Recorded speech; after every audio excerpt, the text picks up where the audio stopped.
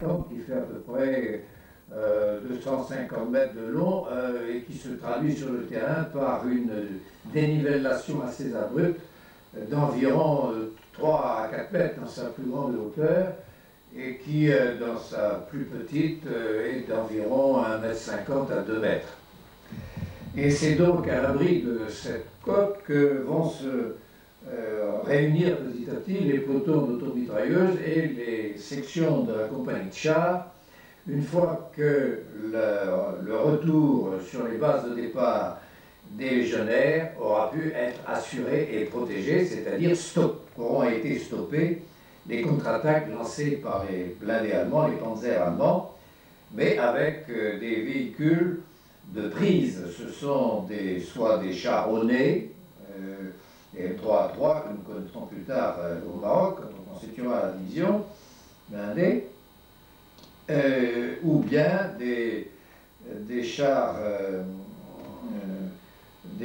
quelques chars grands qui ont été utilisés par le groupement Kiel, qui est un groupement constitué avec des parachutistes allemands et que Ramke va commander alors qu'il devait sauter sur Chypre et qui va être dans le sud de la ligne d'attaque britannique de la 8e armée, notre adversaire immédiat pendant encore quelques jours. Que se passe-t-il là? Comme on le sait, l'intention du général Montgomery est de crever la ligne allemande au nord par une attaque d'infanterie, se réservant les blindés, une fois le front percé, pour les lancer à travers la Libye. Par conséquent, il importe pour lui de maintenir le plus longtemps possible les divisions blindées allemandes et italiennes, la 15e et la 21e Panzer, la 90e légère, et puis les divisions italiennes Ariete dans le sud du dispositif, là où elles se trouvent d'ailleurs, derrière le Meimat, derrière le plateau d'El-Taka, c'est-à-dire à l'ouest de ces plateaux, dont nous sommes à l'est. Par conséquent, l'attaque confiée au général Koenig est une attaque de diversion pour essayer de faire croire à une tentative de mouvement tournant par le sud des dispositifs allemands. Par conséquent, nous n'ayant pas pu prendre le plateau d'El-Taka, Nilka et Meimat, où se trouve toujours une artillerie italienne très bien approvisionnée et très active, nous aurons recours à des moyens artificiels. Ce sont des pick-up, comme on les appelait à l'époque, des petites camionnettes Morris bâchées, conduites par des Anglais britanniques, et à l'intérieur desquelles se trouve alors ce que nous appelions des pick-up, c'est-à-dire des gramophones, n'est-ce pas, avec des haut-parleurs, et on va faire entendre à la nuit tombée des bruits de chars, des bruits de chenilles, des bruits de moteurs qui se font chauffer, pour faire croire à nos adversaires qu'il y a toujours des blindés, alors que Montgomery a fait transporter ses divisions blindées dans le nord, derrière son rideau d'infanterie, et ces engins blindés ont été transportés sur des porte-chars, et sur les chars eux-mêmes ont été montées des carcasses de camions de transport, donc des bâches de camions Ford ou de Chevrolet, pour faire croire que ce sont des véhicules à roues qui remontent vers le nord, tandis que les fausses carcasses de chars vont être découvertes dans le sud pour faire croire que les divisions blindées sont toujours dans le sud, derrière nous, et que nous, la colonne volante de la France libre, nous sommes l'élément précurseur de cette colonne blindée, avec notamment cette artillerie nombreuse que les Allemands de l'Africa Corps ont appris à connaître à Bir Hakeim, n'est-ce pas, et qui leur a fait tant de mal, et qui, sur le plateau Delta K, comme au pied du K était Imaimat, était représenté par les canons-conus des deux pelotons commandés par le capitaine de Courcelles. En attendant qu'on ait fabriqué suffisamment d'autres autocanons pour former un escadron à 4 pelotons, c'est-à-dire à 12 autocanons de 75, que nous retrouverons en parfait état et avec ses effectifs au complet lorsqu'on aura mené le 6 mars 1943 la bataille de Mednin. Mais enfin, nous ne sommes pas encore en Tunisie, nous sommes à El Alamein. Nous tenons le terrain dans cette dépression de Qattara.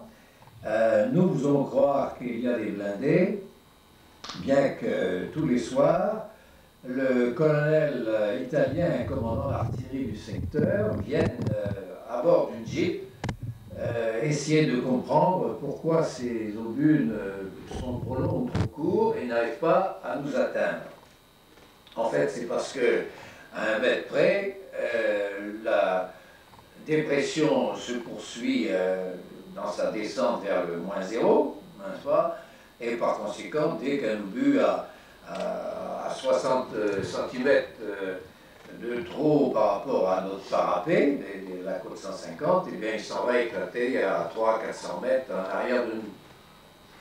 Une seule fois, ils trouveront la bonne hausse, et le brigadier Conus, qui n'est pas parent d'ailleurs du Conus, ancien chasseur de lions et créateur du canon Conus, sera tué et 2 autres seront blessés, mais nous serons obligés d'attendre la nuit pour les évacuer, car si l'on avait fait partir une ambulance en plein jour, aussitôt le tir, ils auraient su que la hausse était bonne et qu'ils n'avaient plus qu'à continuer pour nous avoir complètement. Alors voilà, ces 3 ou 4 jours que nous allons passer là vont être répartis en patrouilles de jour et de nuit pour tenter de prendre dans des embuscades les patrouilleurs italiens ou allemands, et de jour pour garder les portes des champs ouvertes dans les champs de mine pour permettre une progression ultérieure. Et c'est ainsi que va nous trouver la fin du mois d'octobre et la Toussaint.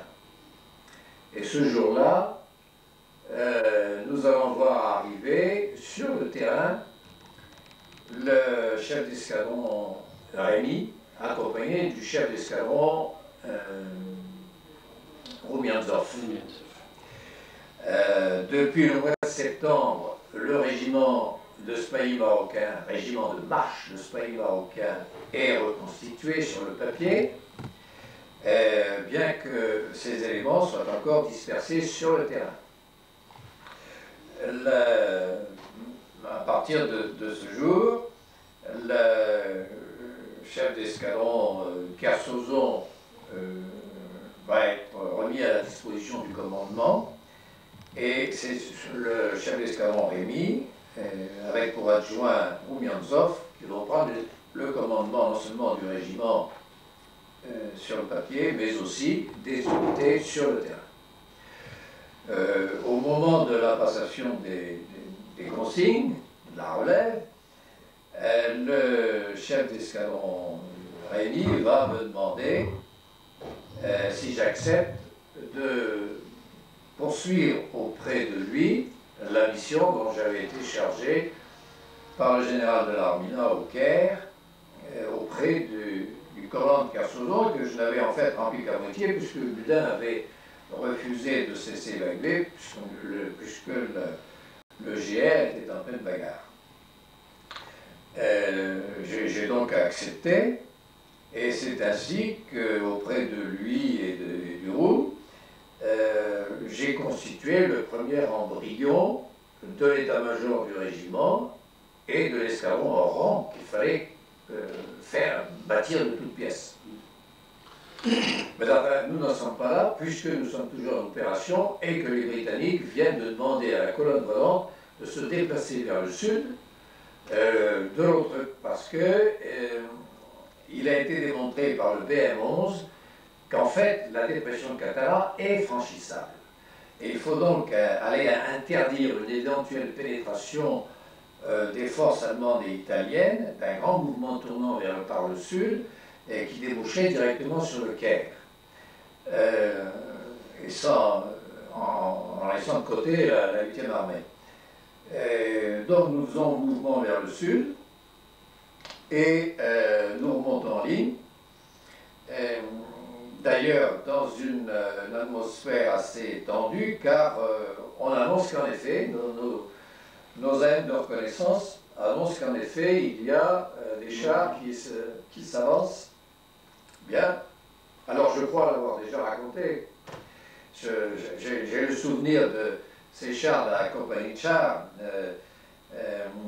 se débarrassant de leur jerrycan d'essence supplémentaire, de réserve, pour monter tous en ligne, je les vois encore, vers la crête de sable, derrière laquelle se trouvent embossés les canons Conus de Courcelles, c'est-à-dire de Ballarin de Baumann, et je vois ce mouvement qui dépasse la haine de Rémy et du Roule, la Jeep qui est la mienne et qui, après avoir été celle du colonel italien commandant l'artillerie à Imaïmat, on a coursé un soir.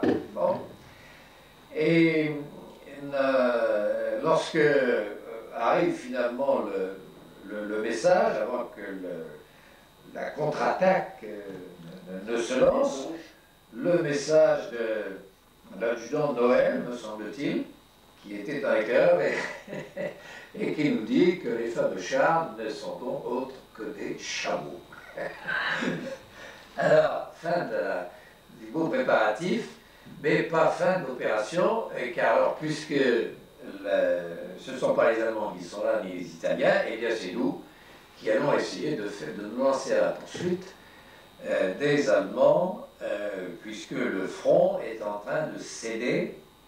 Nous ne sommes pas encore au 9e jour de la bataille, mais pour que le front à El-Alamein cède, il aura fallu 9 jours de combat, nuit et jour, n'est-ce pas, pour que l'infanterie ayant réussi à percer le long de la côte, Montgomery lance ses blindés, et par conséquent, c'est un peu ce que nous appelons dans la 8e armée le getaway, mais le sauf qui peut. Rommel va essayer de faire échapper à la NAS ce qui va rester de ces divisions blindées, tant pis pour les Italiens, n'est-ce pas, qui devront se réduire à leurs propres moyens, mais certaines unités vont se battre très courageusement.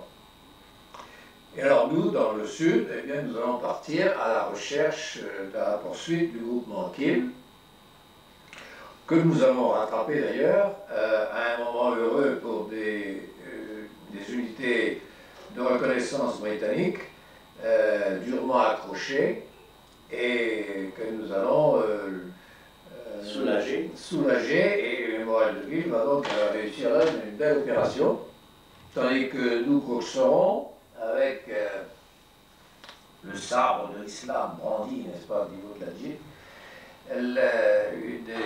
des équipes de parachutistes sur des sidecars qui finissent par se rendre environnés comme ils sont de toutes parts par des éléments de l'escadron Morel de Ville. C'est alors que nous apprenons la percée dans le nord, la poursuite le long de la côte, et que nous recevons les ordres de revenir vers la côte pour que notre ravitaillement puisse être mieux assuré et pour venir à la rencontre des éléments du GR1, n'est-ce pas, qui enfin ont été libérés du Fayoum où ils gardaient la sortie de la passe de Bir Sultan qui permettait de traverser la dépression de Qattara et déboucher sur le Nil.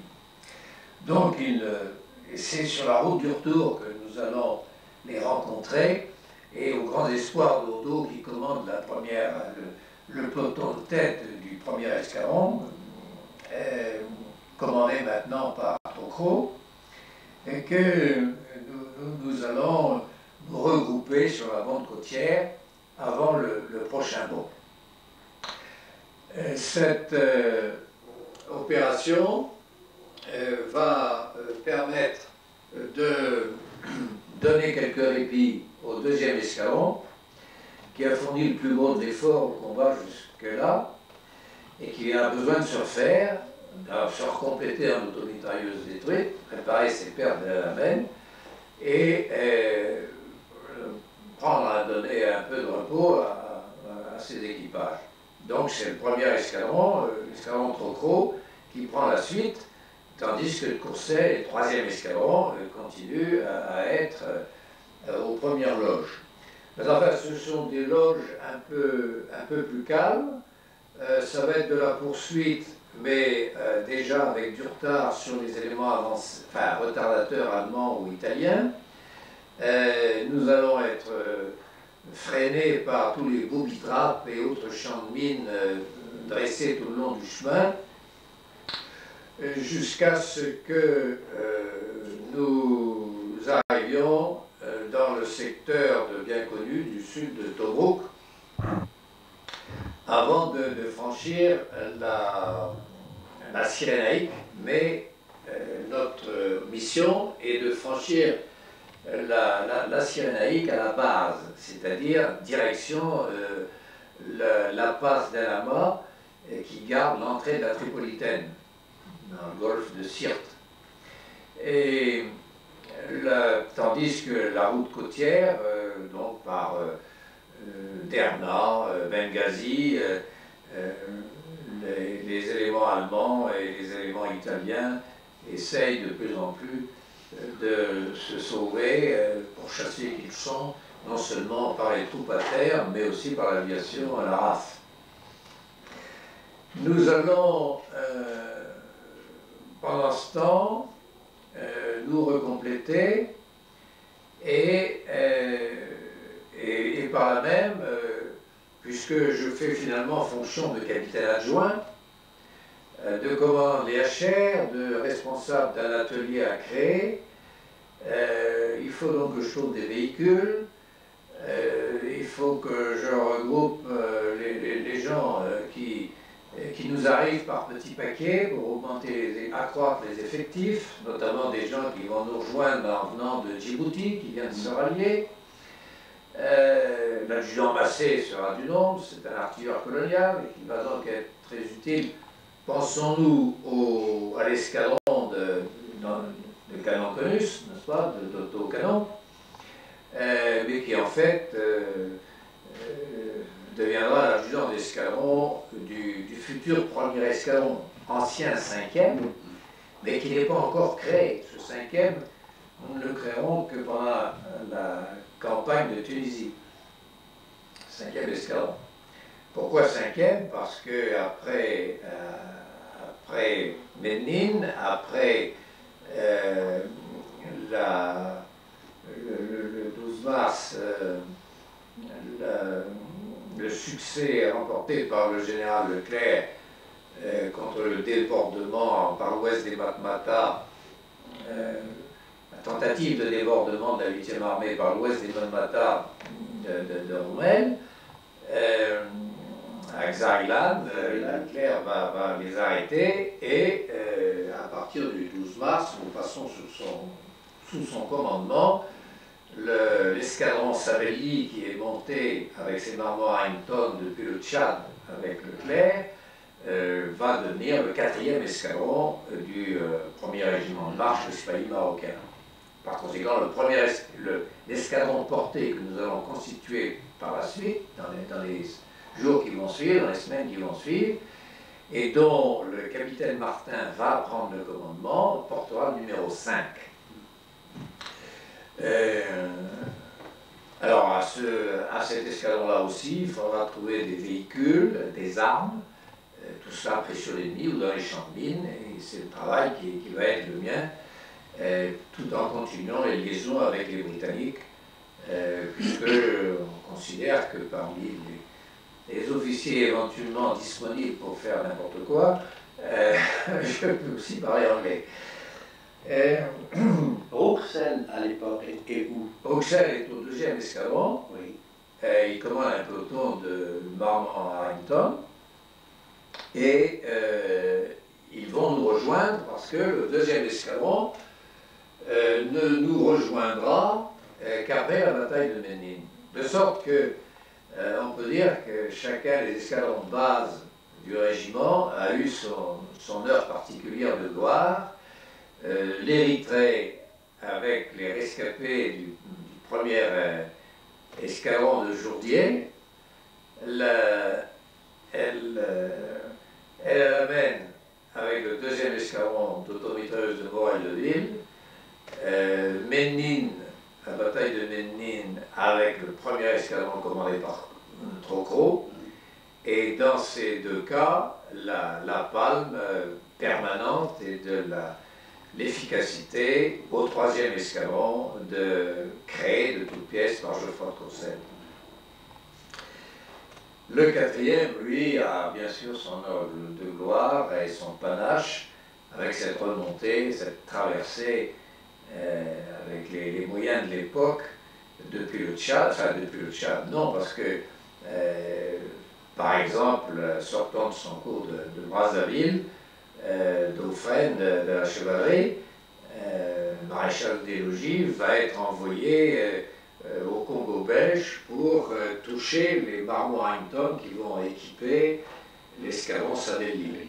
Donc c'est de très loin dans le sud que ces automitrailleuses qui ont été montées en Afrique du Sud vont finalement servir à armer l'escadron Savelli, vont faire toute cette remontée jusqu'à la Méditerranée, n'est-ce pas, et continuer pendant la campagne de Tunisie à mener la vie dure aux Allemands et aux Italiens. La première compagnie de chars était avec qui à cette époque-là? La compagnie de chars reste toujours avec nous, oui, et restera avec nous jusqu'à la fin des opérations de Tunisie, date à laquelle vont arriver enfin d'Égypte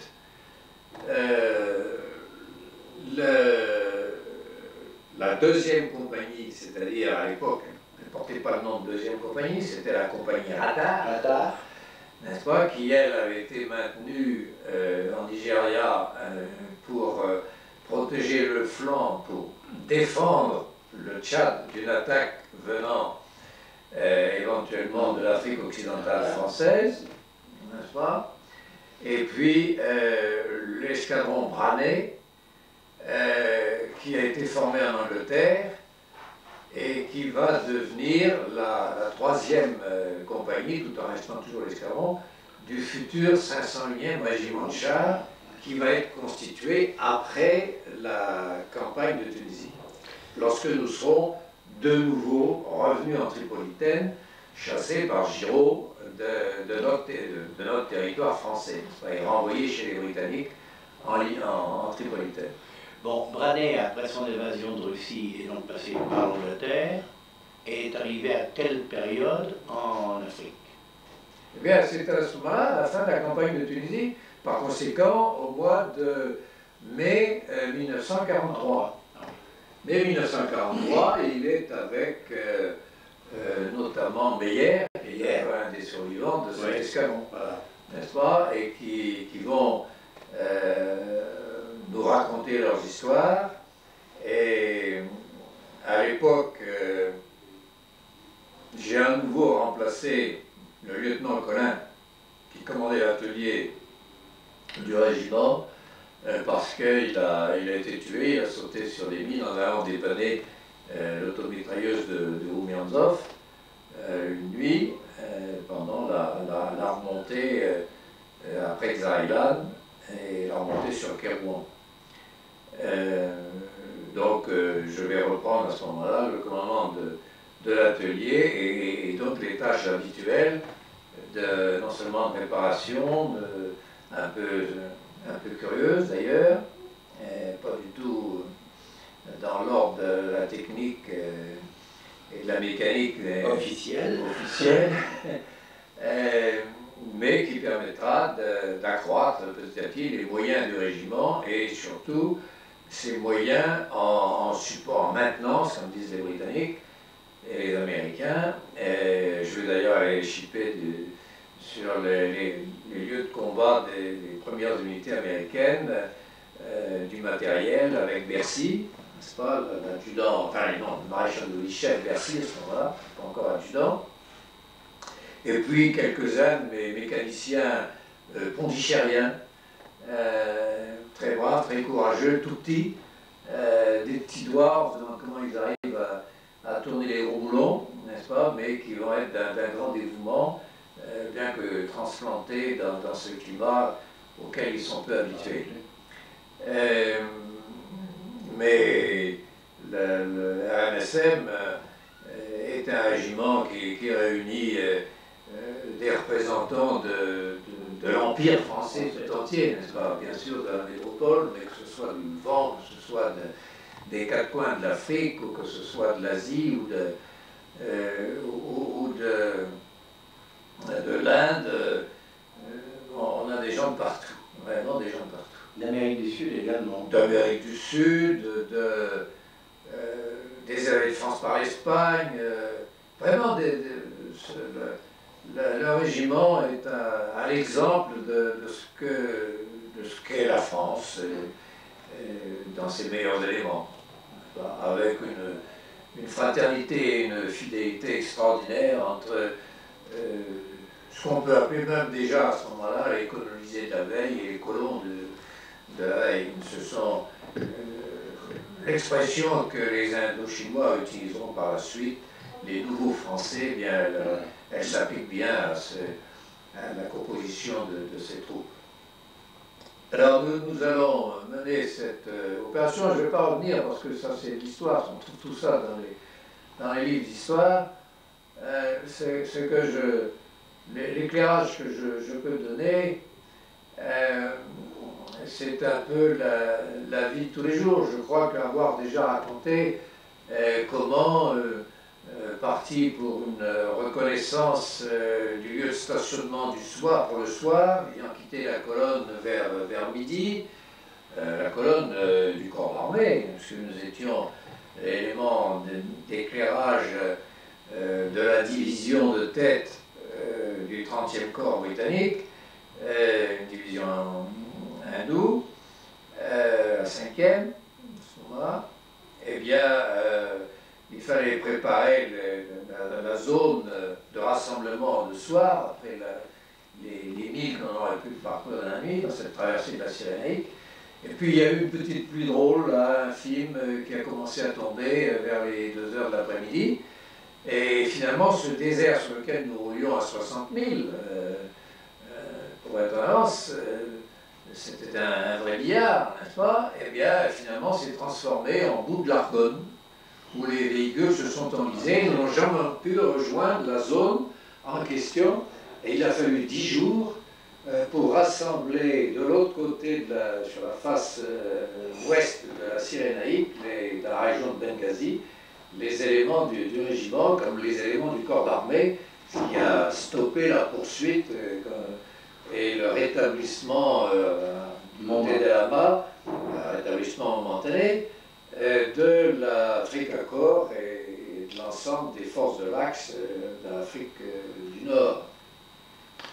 Et il est certain qu'à partir du moment où on a réussi à regrouper les éléments, eh bien, les boîtes de vitesse étaient dans le sac, il fallait changer les embrayages, il fallait tout refaire.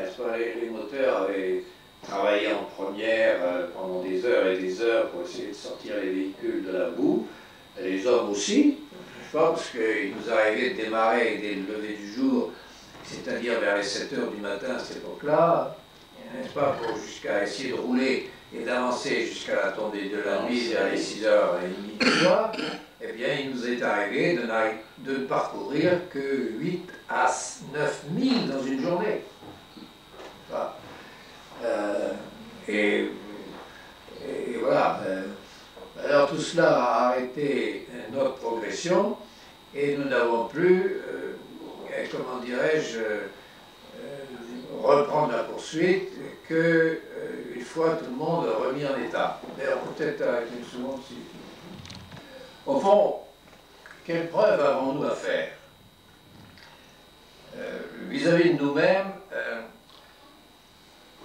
c'est de continuer le combat et le rendre victorieux. Par conséquent, nous rapprocher le plus possible de la métropole pour revenir en France, c'est l'objectif. Vis-à-vis des autres, montrer que nous appartenons à la catégorie de ceux qui ont eu raison de choisir la voie qu'ils ont choisie. Puis nous avons aussi à démontrer à nos alliés, de toujours les Britanniques, que nous ne sommes pas seulement des fauteurs de désordre. Et nous avons à imposer à nos alliés des États-Unis que la France libre est une réalité capable de parler au nom de la France et n'ayant rien à voir avec les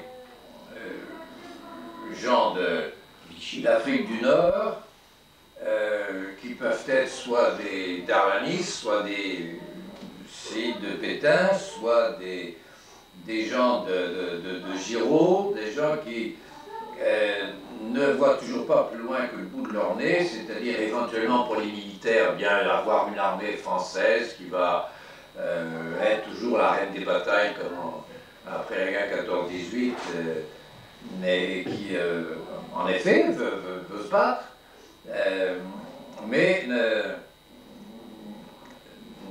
n'a pas du tout le sentiment que l'avenir du pays, de l'Empire français, est en jeu.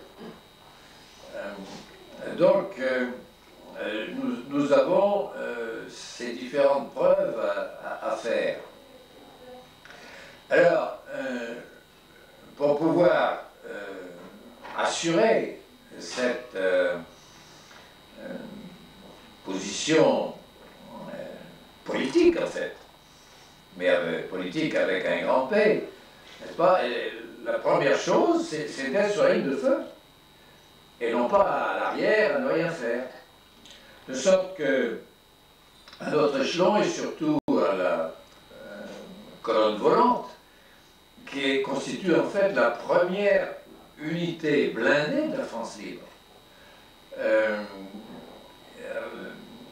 le général Leclerc n'a sous ses ordres que des camions montés sur des transportant des fantassins, des camions qui ont un armement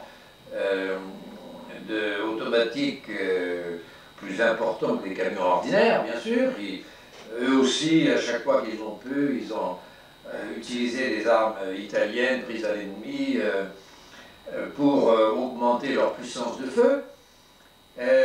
Et comme blindés, donc les Marmor Harrington non transformés de Savelli, c'est-à-dire par conséquent un fusil anti-char et une mitrailleuse de Bren, n'est-ce pas?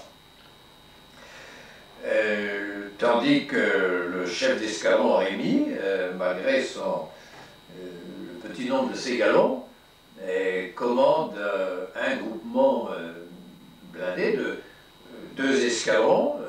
En fait, ça représente une 50aine d'automitrailleuses dont l'armement a été transformé. Ce sont des canons de 20, des canons de 25 ou des canons de 37.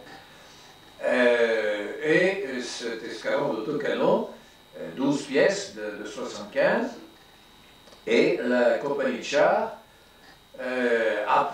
dont les Crusaders ont eu un armement modifié, après, elle amène en ce sens que, au lieu de n'avoir que des canons de livres en tourelle,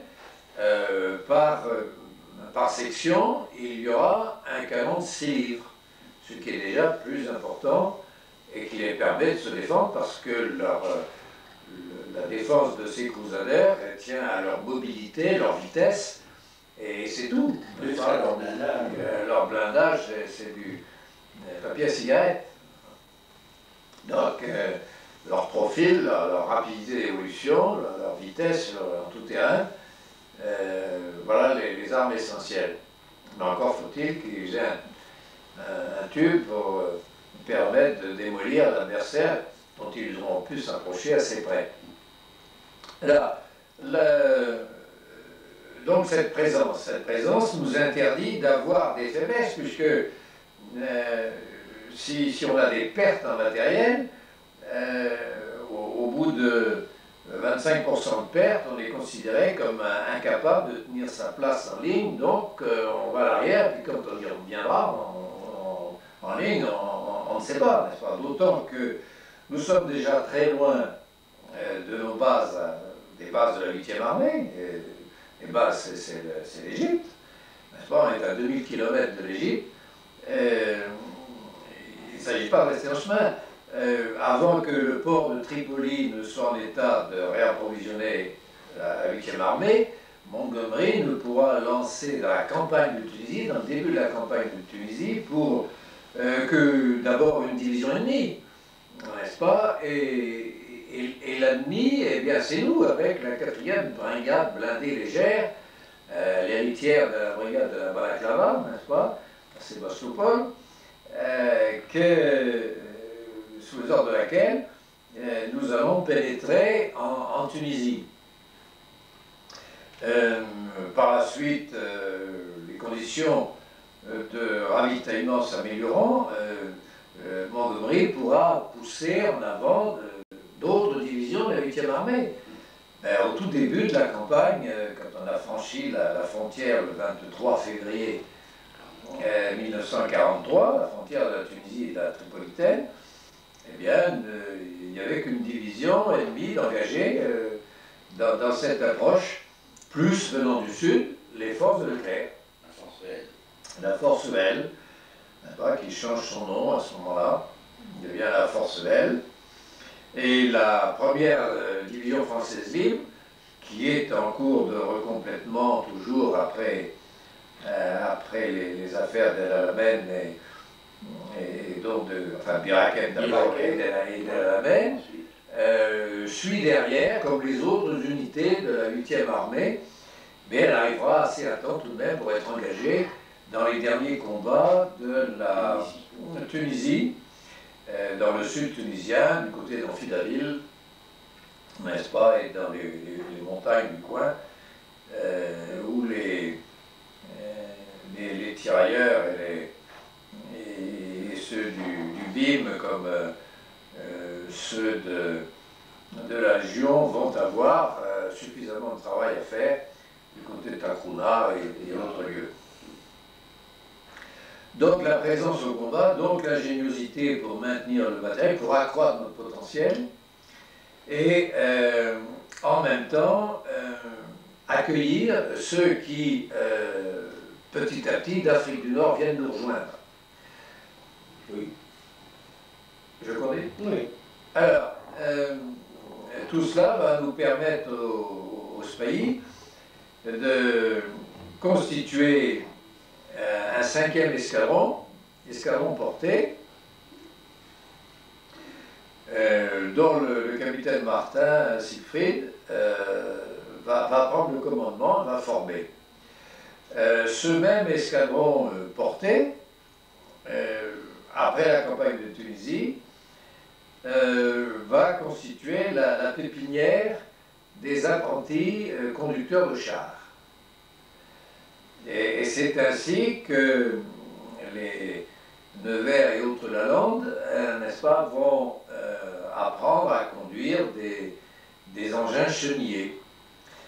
Et on sait que le tableau d'effectifs des divisions blindées américaines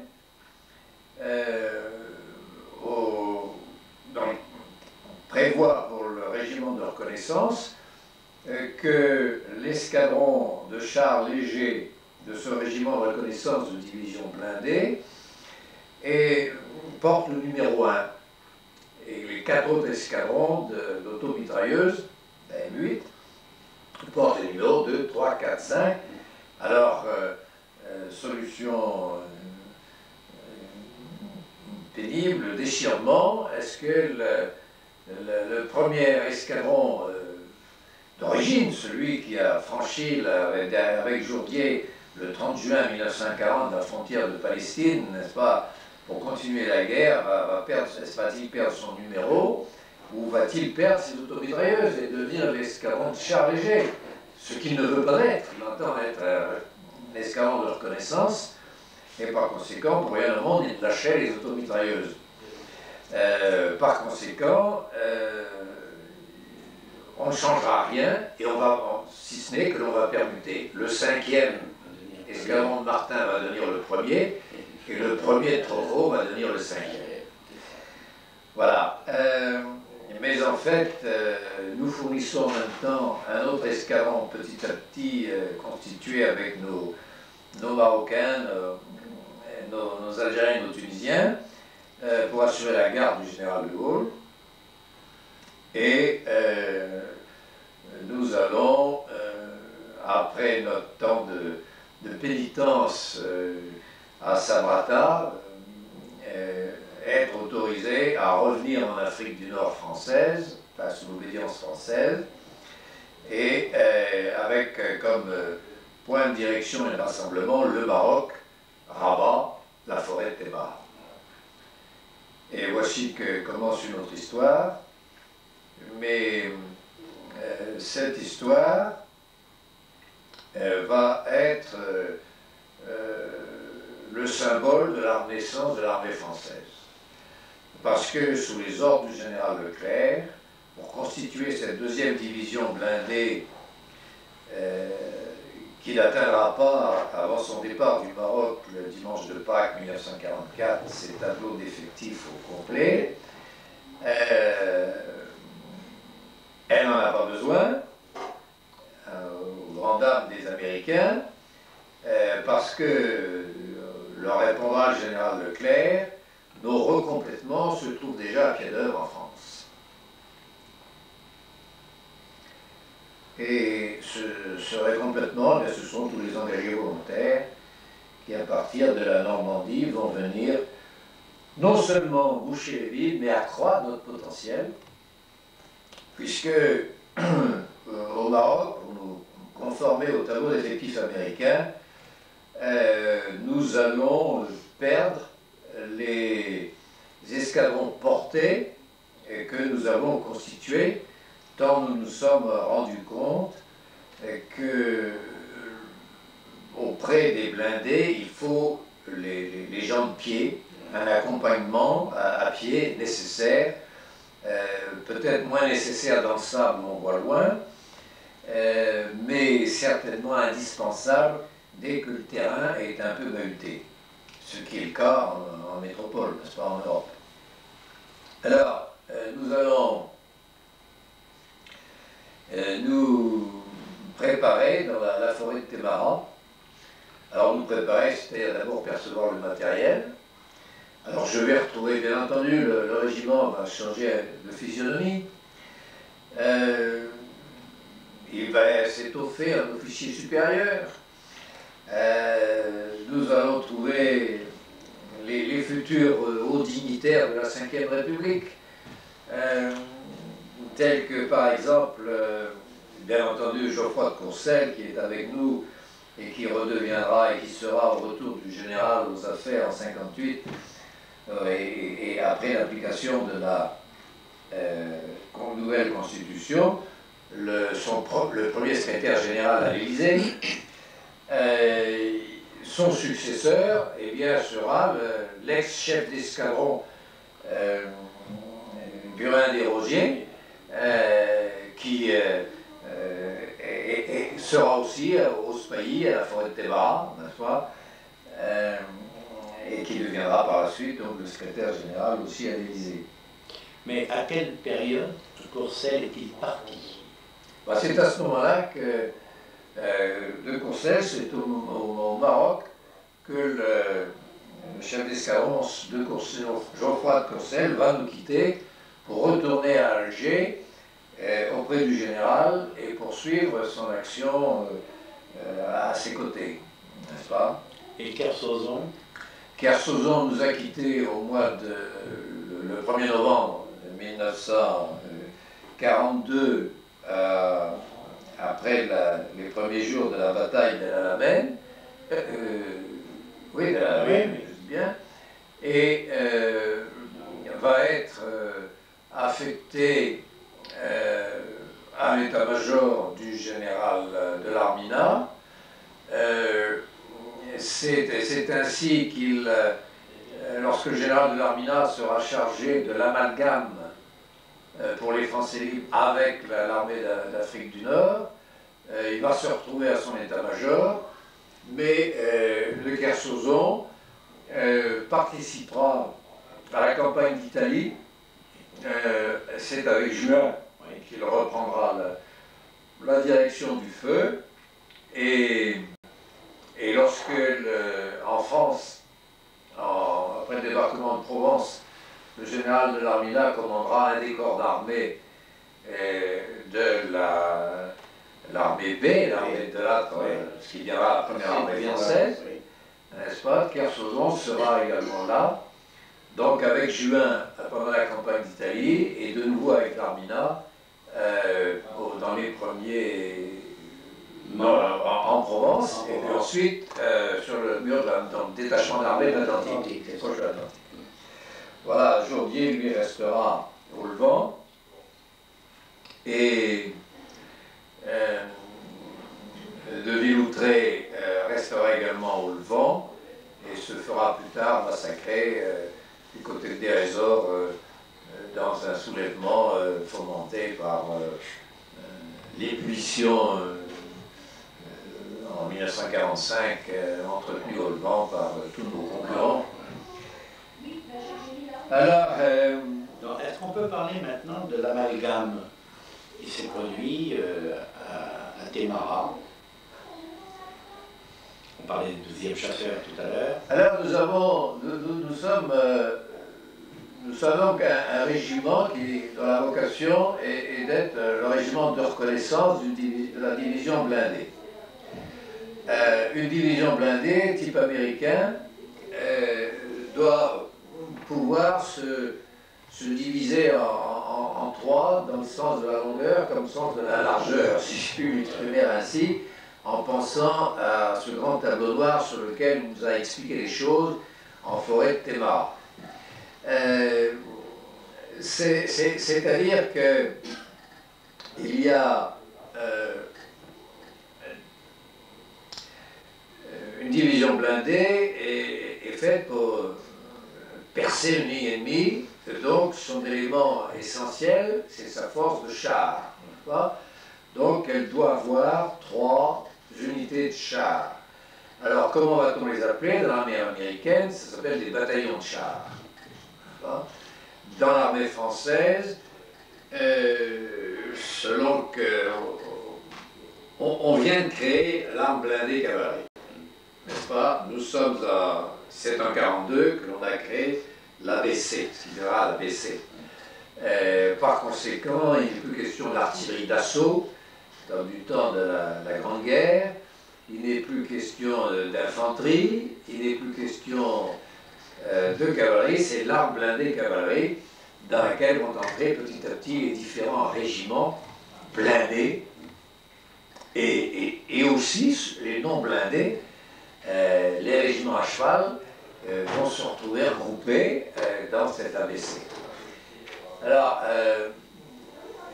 donc chez nous, un bataillon équivalait dans notre ancienne cavalerie, un bataillon américain équivalait dans notre ancienne cavalerie à un groupe d'escadrons, n'est-ce pas? Ou à un bataillon de chars.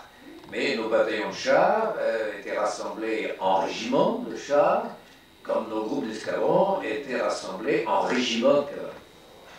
Alors nous avons gardé l'appellation régiment dans les unités françaises, mais en fait, ce sont des régiments dont l'effectif correspond soit au groupe d'escadrons, soit au bataillon. Alors, 3 unités de chars, ça veut donc dire, chez nous, eh bien, incorporé, assimilé, obtenir, se faire conforter par soit, comme à la première DFL, des engagements individuels ou des unités entières.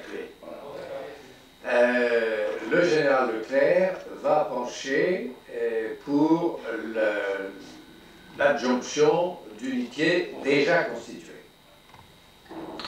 Et c'est ainsi que le 12e chasseur, dont un l'escadron Saumua, a servi pendant la campagne de Tunisie, va être un des régiments de chars de la 2e division blindée. Il y en a déjà un, puisque nous avons vu qu'à la fin de la campagne de Tunisie, à la compagnie de chars, c'est-à-dire la première, celle qui a été constituée en 1940, en Angleterre, avec les chars Hotchkiss rescapés de Norvège,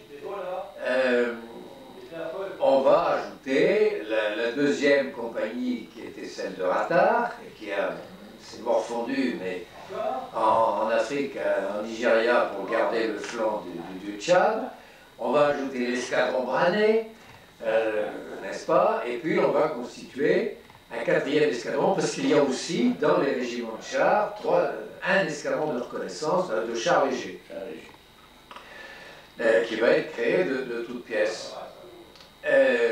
Alors donc ça fait un régiment, il en faut 2 autres. Alors le 12e chasseur,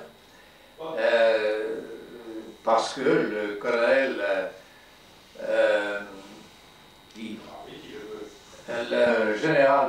le colonel de Langlade est donc connu de Leclerc et volontaire pour, avec son régiment, en constituer un 2e qui était dans le 12e cuir, 2e régiment de cuirassiers. Et voilà ainsi la 2e division blindée constituée avec ses 3 régiments de chars. Il lui faut des unités d'artillerie, 3 groupes d'artillerie. Il a les éléments d'un groupe d'artillerie avec les éléments qui sont venus d'Afrique avec Leclerc, et ce sera le 3e RAC. Il lui en faut 2 autres. Ce sera le 64e RADB et ce sera l'autre. Tu as sauté? Non.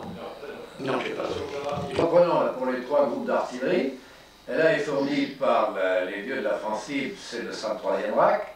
Mais comme je dis les vieux de la France libre, c'est bien sûr des anciens de 40 qui d'Angleterre sont allés en Afrique équatoriale française, mais ce sont aussi les gens du Cameroun, ce sont les gens d'AIF, avec Crépin, qui sera le patron de l'artillerie divisionnaire, après avoir commandé en octobre 1940 la batterie de Manoka à l'entrée du Bouri, n'est-ce pas, au Gabon. Non, au Cameroun. Oui, au Cameroun, pardon. Ce sera des évadés de France par l'Espagne, et ce sont des gens qui nous ont rejoints dans le sud tunisien. Les 2 autres groupes d'artillerie sont fournis par le 64e RADB, régiment d'artillerie de division blindée, donc il va former un certain nombre de groupes, dont plusieurs vont être utilisés, vont faire partie du corps expéditionnaire d'Italie, puis de la première armée. Donc il y a un des groupes qui va être chez nous à la 2e DV. Et puis il y aura le 40e RANA, n'est-ce pas, qui est aussi, comme son nom l'indique, un groupe de l'artillerie nord-africaine, avec Mirambeau. Eh bien, pour le génie, ce sera la même chose. Alors, il faut un bataillon du génie. Eh bien, il y aura les éléments français libres et puis des éléments des corps francs d'Afrique qui comprennent beaucoup d'évadés de France par l'Espagne et qui comprennent des gens qui, en Afrique du Nord, avaient décidé de suivre le général de Gaulle et constituer le corps franc, parce qu'il ne voulait pas être intégré dans l'armée de l'armistice, ni dans l'armée girodiste, ni dans l'armée d'Arlan. Et puis... il fallait également du Liban. Il y avait beaucoup de gars du Liban au 13e génie. Oui, oui c'est vrai. Il ne faut pas oublier ça. Enfin, précisons en effet leur origine, mais je les compte dans les anciens offensifs, c'est-à-dire d'avant novembre 42. C'est ça. Voilà. À ce régiment, à ces régiments, ces groupes d'artillerie, viennent s'ajouter également un régiment de chasseurs de chars. Alors, là, le choix est plus délicat. Et finalement, ce sont les fusiliers marins qui, commandés par un officier de marine,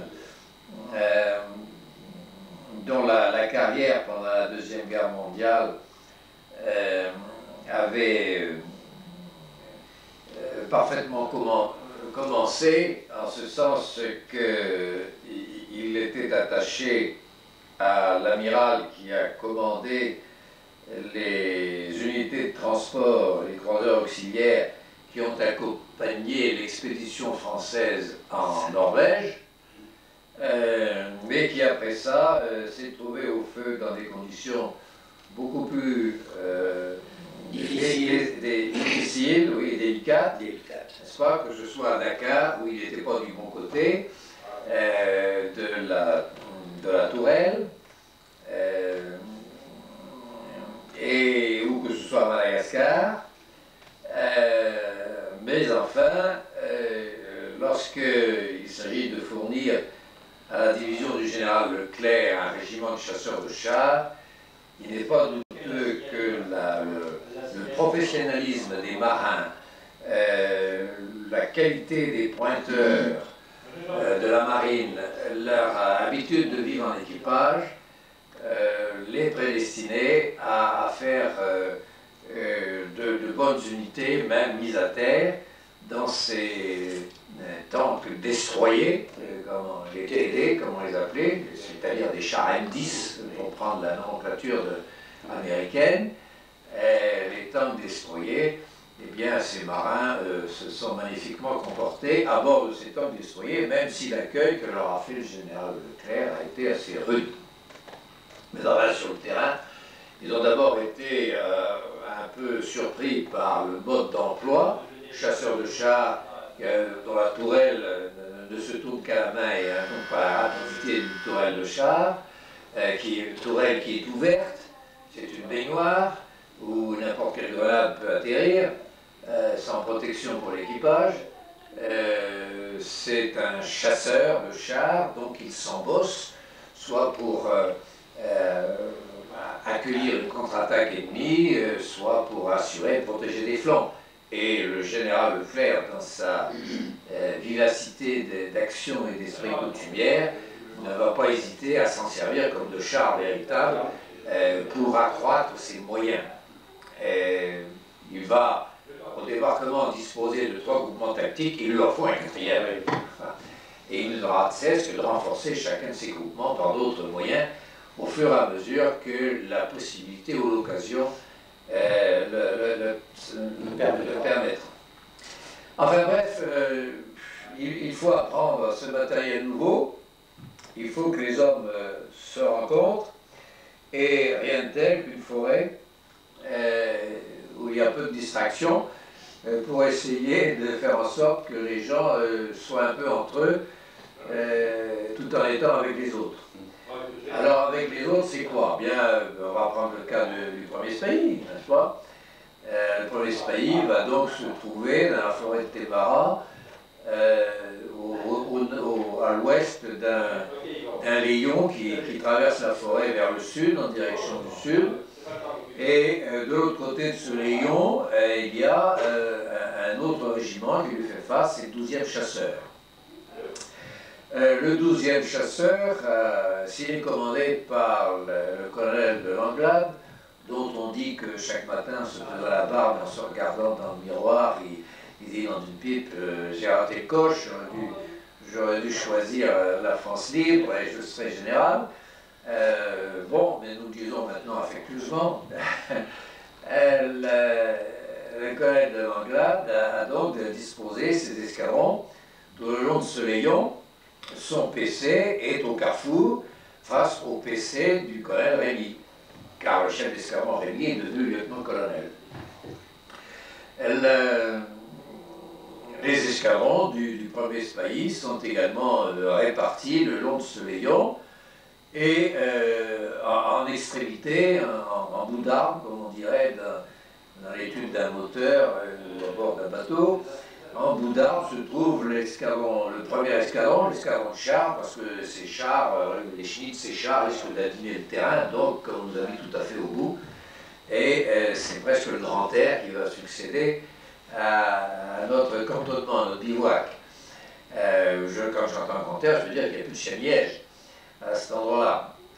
Mais enfin, là où nous sommes, il y en a, et c'est au pied de ces chien-lièges que nous avons creusé sous l'espace de nos guitounes pour nous donner un petit peu plus de hauteur sous barreau, comme on dit dans la marine, n'est-ce pas? C'est-à-dire au moins assis convenablement et peut-être même debout. Voilà à quoi nous allons employer notre temps, découvrir le matériel dont il faut aller percevoir à Casablanca, le monter, le sortir de son cocon, puis le répartir dans les unités, et évidemment, puisque je suis le technicien, on va encore m'envoyer dans cette aventure, et où je vais retrouver comme patron, et j'ai retrouvé il n'y a pas très longtemps une note du chef d'escadron Borel de Ville, qui en fait m'a remplacé, puisqu'il devient le chef du service auto du régiment. Et je vais me trouver à nouveau sous ses ordres directs pendant quelques semaines, à la fin du mois d'août et pendant le début du mois de septembre, par la perception de ce matériel. Après quoi, je serai affecté au premier escadron et je commanderai le deuxième peloton de cet escadron de chars.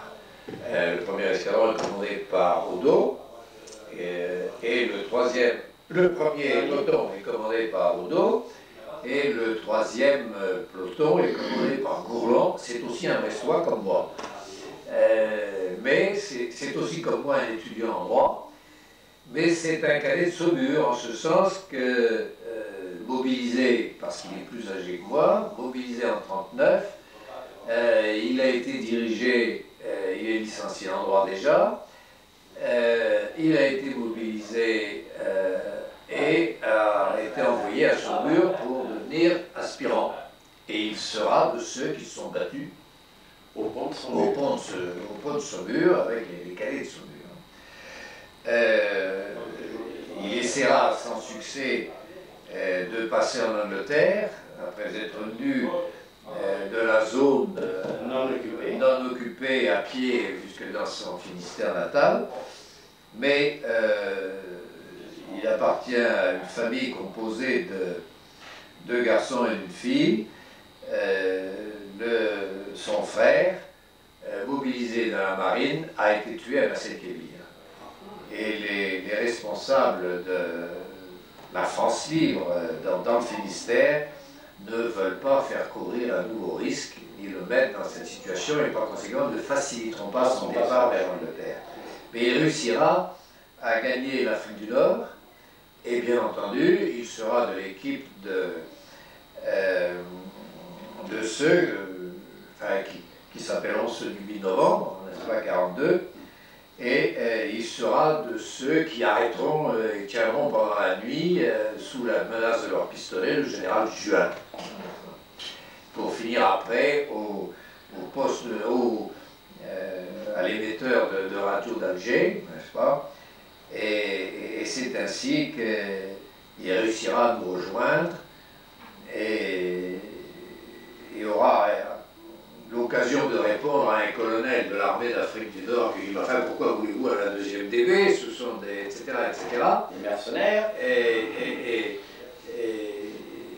Et Gourland, Gabriel, lui répondra « Mais je sais ce que c'est. Mon frère a été tué à Mers-el-Kébir, et c'est une des raisons pour lesquelles je tiens à rejoindre les troupes du général de Gaulle. Alors il va servir, et malheureusement il sera blessé, assez gravement brûlé, dans la forêt des Couves, dans la matinée du 13 août 1944. Il nous rejoindra au moment du passage des Vosges et reprendra son commandement à l'intérieur de ce premier escadron. C'est avant les couchers, donc. Oui, non, après. Après les couchers, le 13 août. Ah oui, sur le 13 août. Le 12 août, nous montons d'Alençon sur Argentan, n'est-ce pas, et notre mission va être d'entrer dans Argentan le 13 août à partir de midi. Et lui, c'est sur la lande de Goût qu'il sera accueilli en tête de son peloton par un 88 ou un Mark 4. Bon, l'histoire ne le dit pas, mais le char a roulé.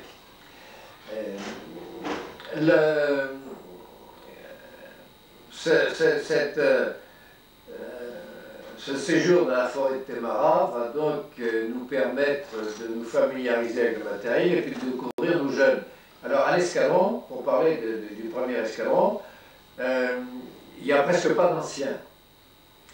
Il y a quelques rares anciens, car les anciens sont au deuxième escadron, dont Pallu a pris le commandement, à la place de Morel-de-Ville. Ils sont au troisième escadron, dont Gudin a pris le commandement, où ils sont au quatrième escadron, l'escadron de Savelli, qui est toujours commandé par Savelli, ou au cinquième, l'escadron Trocro, n'est-ce pas? Au cinquième et au deuxième se trouvant les plus anciens du régiment, puisque avec des gens venus du Levant des juin 40. Le premier escadron, qui est l'ancien cinquième, et qui s'est, pour répondre aux exigences américaines, séparé dans les unités de combat de ces personnels non européens, qui ont été regroupés dans les échelons, n'est-ce pas, de chaque escadron ou à l'échelon régimentaire, et qui fourniront par la suite le 6e escadron qu'on reconstituera après la prise de Paris, et qui sera commandé par Kochanowski. Là, nous avons des gens qui sont des engagés de temps de la Tunisie. Des jeunes qui nous ont rejoints en venant de Tunisie pendant la bataille de Tunisie, qui étaient soit dans une unité française et qui n'ont pas voulu y rester, enfin française de l'armée d'Afrique du Nord, n'est-ce pas, et qui ont préféré venir nous rejoindre parce que chez nous, on n'avait pas changé d'avis depuis le début. Et il y avait aussi des gens qui ont été mobilisés, car on a mobilisé en Afrique du Nord. Par conséquent, on avait des gens, et puis on avait des jeunes engagés volontaires venus du Levant, des Français qui se trouvaient au Levant et qui avaient fini par prendre de l'âge, ou en Égypte, et qui avaient enfin atteint l'âge de 17 ans et qui arrivaient à pouvoir s'engager. Et c'est ainsi qu'à l'issue d'une permission, le lieutenant-colonel Rémy a ramené son fils, n'est-ce pas, qui nous a confié au premier escadron, et qui était à mon peloton comme conducteur de char et qui a été tué à l'orée de la forêt des Cours. Le 12 août à l'orée de la forêt des Cours, en fin de journée, alors que nous progressions à travers la forêt des Couves, avec pour objectif le carrefour du Cercueil, voilà, carrefour bien dénommé. Donc j'étais des tout jeunes, comme sous-officier ancien, je l'ai dit tout à l'heure, il y avait parmi les troupes coloniales ce maréchal des logis chef de l'artillerie coloniale Massé, n'est-ce pas, qui est devenu, qui d'abord était mon sous-officier adjoint de peloton, puis qui est devenu l'adjudant d'escadron qui a pris les fonctions d'adjudant d'escadron. Dans mon peloton, j'avais un maréchal des logis de l'armée d'Afrique du Nord, Bouza, qui a été tué à Argentan. J'avais un brigadier chef, deux brigadiers chefs, l'un ancien FFL, qui s'appelait Mounier et qui a été blessé, c'était le chef de char de Rémy, qui a été blessé dans la forêt des Cours le 13 août. Et puis il y avait Souev, le brigadier chef Souev, qui était un vieux briscard, puisqu'il avait servi dans les chars FT à la fin de la guerre, la Première Guerre mondiale. C'était un vieux briscard qui avait pour activité de travailler à la manufacture des tabacs du Mans. C'est en fait ce qui va lui sauver la vie à Argentan, parce qu'il aura été autorisé la veille à aller voir sa famille par le capitaine Martin, l'avant-veille plus exactement, et par suite d'un déplacement inopiné, il a pu nous rejoindre que le 14 août. Autrement, car en fait, l'équipage le char qui a été détruit dans Argentan, c'était le sien.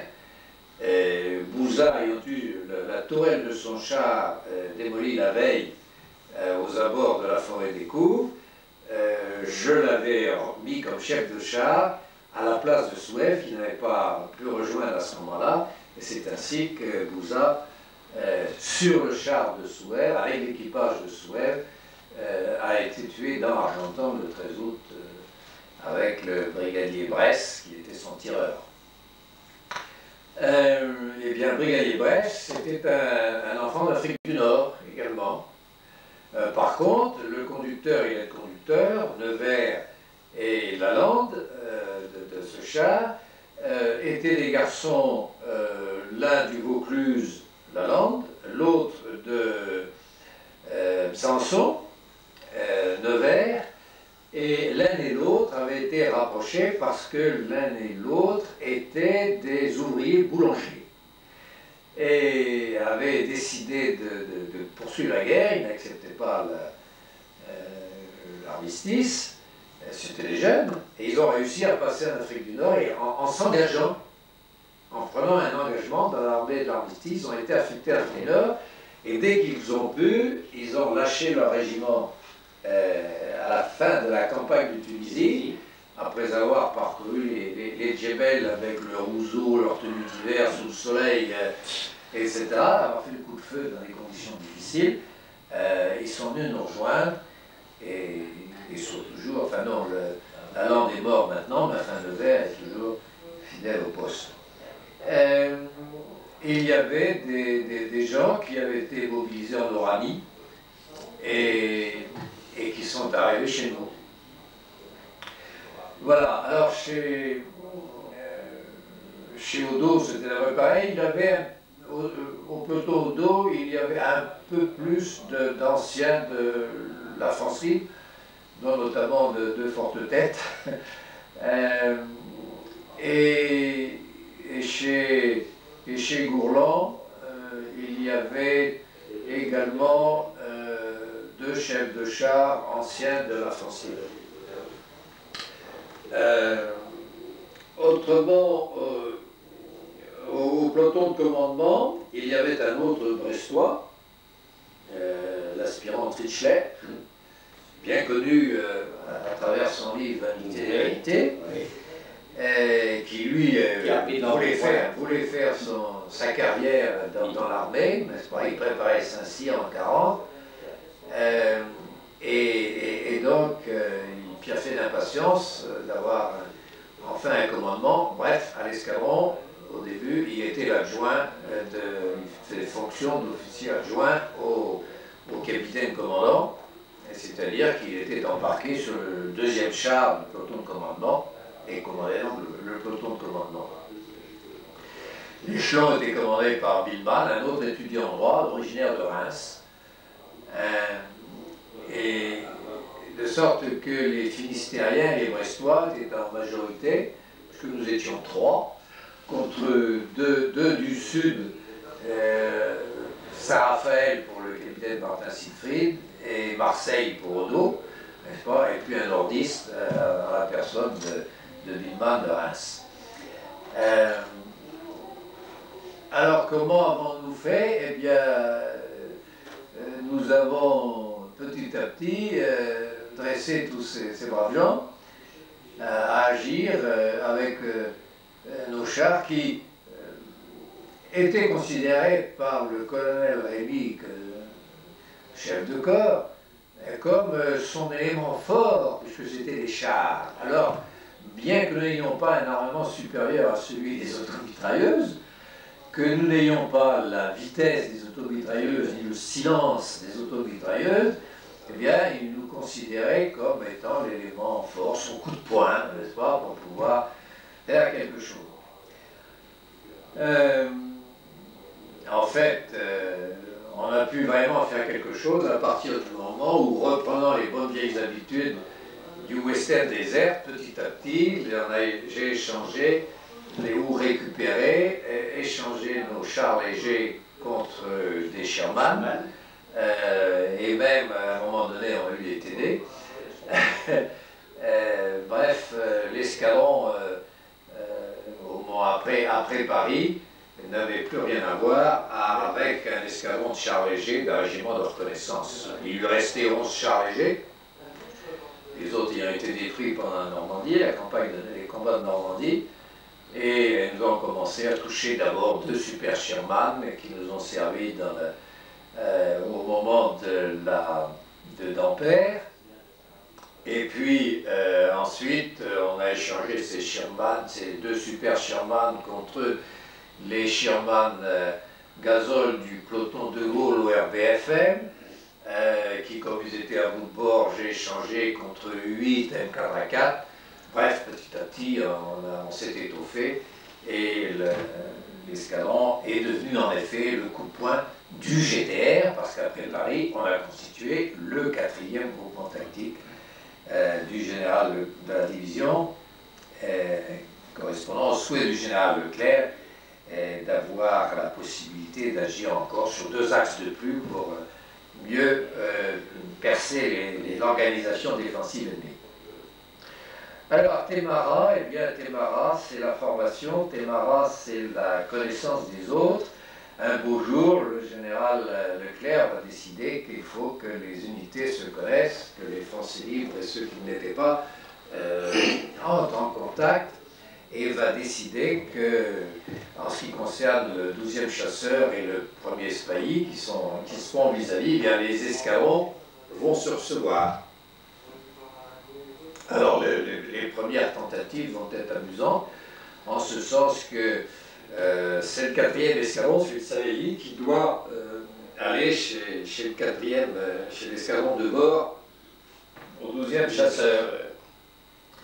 Et le soir convenu pour le dîner, l'aspirant de jour de chez Savelli va à la guitoune de l'escadron du 12e chasseur pour présenter les excuses des autres, parce que le capitaine a été appelé chez le colonel, le lieutenant premier est en permission, le lieutenant second a un ennui, bref, il y a aussi l'officier de garde, il va rester, et que par conséquent, eh bien justement, répond l'aspirant de l'escadron chasseur, je devais vous faire les mêmes excuses parce que le capitaine a été fait chez le colonel. Bon, alors dans ces conditions, on mettra le dîner à plus tard. Le dîner a donc été remis à plus tard. Le dîner a été remis à plus tard, et bien entendu, cet état d'esprit s'est perpétué jusqu'après les premiers combats. Alors il est clair qu'après la hutte, par exemple, ou les 4 chars d'un peloton de Fier. Après la hutte, à Fier. Oui, elles se sont fait aligner et que ces cochards qui, alors, disant, mais voyons, on vous a jamais appris à déborder, à manœuvrer. Bref, l'ensemble, petit à petit, s'est amalgamé parce qu'il y avait le général Leclerc et sa volonté de faire de cet outil un outil exemplaire. Eh bien, il a été vraiment exemplaire, cet outil, mais, bien entendu, les inscriptions sur les étendards sont là pour le rappeler. Alors, ne rappelons pas cela, mais rappelons quelques détails.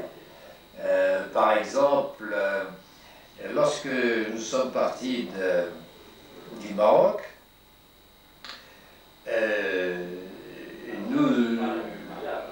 les éléments chenillés, toujours pour sauvegarder le matériel, se sont embarqués à Casablanca, répartis sur des LST qui revenaient de débarquements effectués en Méditerranée et qui avaient besoin de repasser en Angleterre puisqu'on commençait à regrouper les éléments, les barges de débarquement, enfin les moyens de débarquement en vue du débarquement.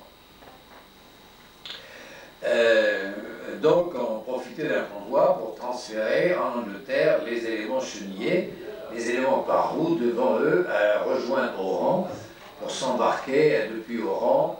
Voilà. Alors, dans cette période de 43, de septembre 43 à avril 44, que nous avons passé dans la forêt de Tébara, eh bien, nous sommes allés suivre des cours.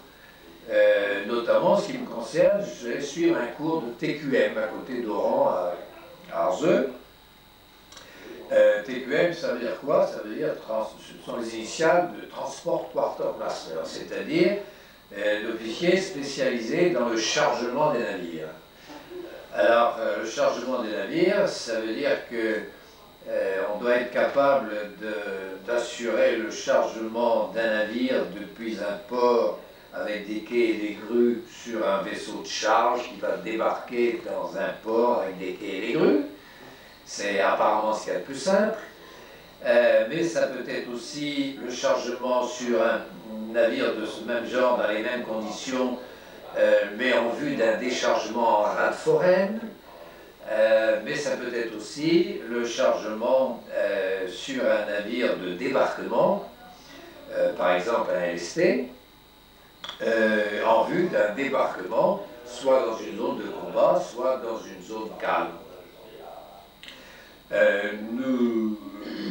Dans chaque escadron, il y a des officiers qui ont été désignés pour aller suivre ces cours, de façon à éventuellement être capables d'assurer le transport de leurs escadrons, le chargement de leurs escadrons, dans les conditions rappelées ci-dessus. Moi j'ai fait mon cours en même temps que Rouxel. C'était au mois de décembre, il neigeait. Quand nous sommes redescendus d'Arzeux pour traverser l'Atlas et revenir à Tébara, et puis je ne sais trop où, mais enfin Rouxel avait ramassé de la gale, n'est-ce pas? Et il avait beau se brosser, etc. Il n'arrivait pas à s'en débarrasser.